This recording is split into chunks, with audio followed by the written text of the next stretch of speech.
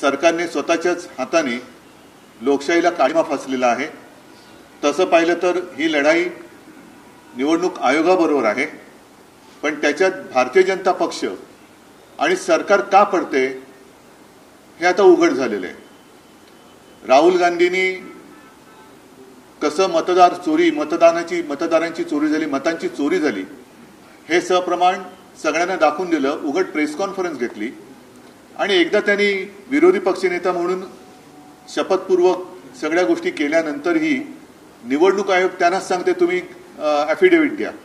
म्हणजे हा कुठला उफराटा कारभार आहे। आता सुद्धा बिहारमध्ये लाखो मतदारांची नावं जी काय वगळली त्याला काय त्यांनी म्हटलं SIR, आणि सुप्रीम कोर्टाला निवडणूक आयोग सांगते की ही वगळलेली नावं तुम्हाला द्यायला आम्ही बंधनकारक नाही। मला एक प्रश्न विचारायचा आहे की सर्वोच्च न्यायालयापेक्षा निवडणूक आयोग किंवा आयुक्त हे मोठे आहेत की काय? म्हणजे सर्वोच्च न्यायालयापेक्षा आपण असं मानतो आणि आहेत घटनेमध्ये की राष्ट्रपतींचे अधिकार हे सर्वोच्च असतात आहेत।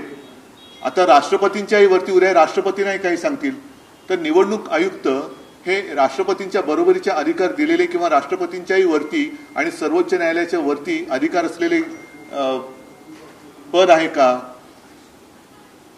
कारण असं जर म्हणणं त्यांचं असेल की आम्ही तुम्हाला बांधील नाही तर मला असं वाटतं की आता एक तर सर्वोच्च न्यायालयाचा अपमान आहे। आता त्याच्यावरती सर्वोच्च न्यायालय काय निर्णय घेते हे आम्हाला बघायचं आहे, सगळ्या जनतेला कुतूहल आहे। लोकशाहीची लढाई ही तुम्ही चेपून टाकता आहात आणि परत एकदा सांगतो, संपूर्ण जगाने आज पाहिलं की हिंदुस्थानमध्ये जिथे जगातली सगळ्यात मोठी लोकशाही आपण मानतो त्या लोकशाहीचा बळी किंवा लोकशाहीची हत्या ही दिवसाढवळ्या होते। विरोधी पक्ष, विरोधी म्हणजे देशद्रोही नाही, विरोधी म्हणजे हे जे काय सत्ताधारी आहेत, तसं पाहिलं तर आत्ताची परिस्थिती जागतिक परिस्थिती पाहिली तर एका बाजूने अमेरिका जी काही धमक्या देते, ट्रम्प ज्या काही धमक्या देते, अशा वेळेला हे देशावरचं संकट आहे असं आम्ही मानतो। आणि जसं पेहलगामवरच्या हल्ल्यानंतर आम्ही सगळे विरोधी पक्ष हे एकदिलाने एकजुटीने देशासाठी पंतप्रधानांच्या सोबत उभे राहिलो, तसं पंतप्रधानांनी देशातील सर्व पक्षांना एकत्र बोलून विश्वासात घेऊन देशासाठी आपण काय करू शकतो हे विचारण्याची आवश्यकता होती, नव्हे तशी आमची अपेक्षा होती। पण तसं न करता अमेरिका वगैरे नंतर देशाचं संकट नंतर बघू, पण आधी भाजपावरचं संकट आणि झालेली मतांची चोरी जी पकडली गेले ती कशी लपवता येईल ह्याचा हा आटापिटा चाललेला आहे, हे उघड दिसते। म्हणून एकूणच मी सर्व जनतेला आवाहन करतो आहे की जे काय चाललंय हे तुम्हाला पटतंय का?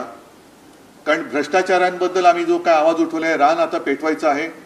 महाराष्ट्रामध्ये तर मी सांगितलंच आहे की प्रत्येक ठिकाणी जिथे जिथे आपण सगळे जाल तिथे या भ्रष्ट मंत्र्यांबद्दल चर्चा करा, लोकांना समजून सांगा। आणि त्याचबरोबरीने ही मतांची चोरी ही लोकसभेला आपण फटका खाल्ला। आता बिहारमध्ये म्हणजे मी जे तुम्हाला सांगत होतो की आता मतदारांनाच ते सांगते की तुमची ओळख पटवून द्या, तुमची ओळख पटवून द्या। मग तुम्ही काय ओळख पटवून देण्यासाठी नक्की प्रमाणपत्र काय देणार आहात? कारण आधार कार्ड सुद्धा आता प्रमाणपत्र म्हणून धरलं जाते ना, अजून त्याच्याबद्दल सुद्धा द्विधा आहे, नेमकं काय दाखवायचं?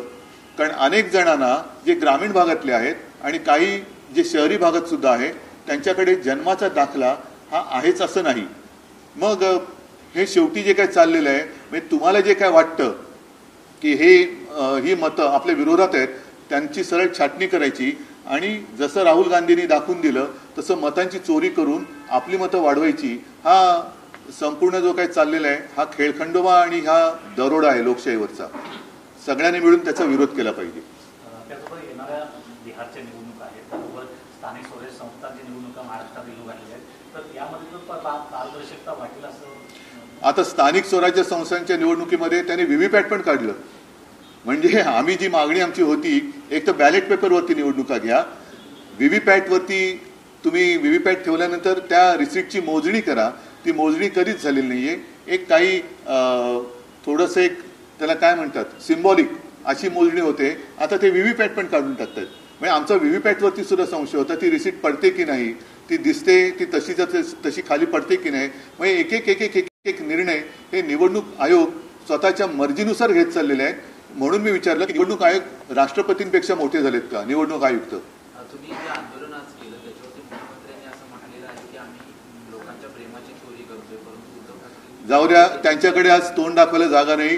त्यांनी दुसऱ्यांच्या पापांवरती पांघरून घालण्याचं एकच काम त्यांच्यावरती त्यांच्या श्रेष्ठीने सोपवलंय. मी त्याच्याबद्दल काही बोलू इच्छित नाही.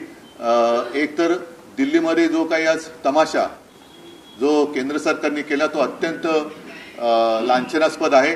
त्यांनी विरोधी पक्षांना, मला असं कळलं की खासदारांना सांगण्यात आलं की तुम्हाला